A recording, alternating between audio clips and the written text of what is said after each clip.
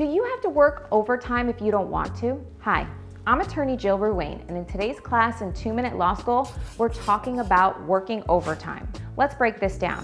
In most cases, you're an at-will employee.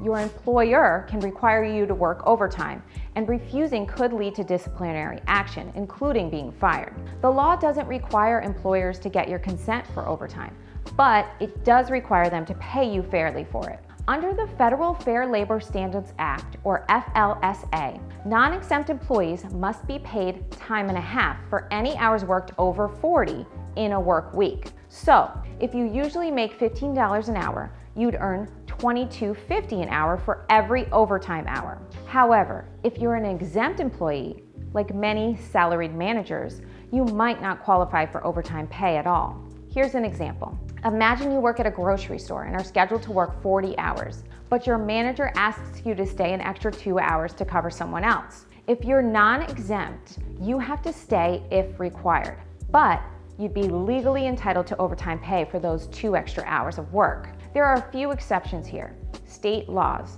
Some states have stricter overtime rules, so it's worth checking your local regulations.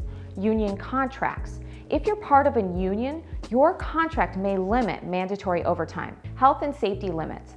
Jobs with safety risks, like trucking, say, often have limits on how much overtime can be required. So what can you do if you don't want to work overtime? Talk to your boss. See if there's flexibility in your schedule. Check your company policies. Some companies have voluntary overtime policies. Know your rights. Understand if you're exempt or non-exempt under federal and state law.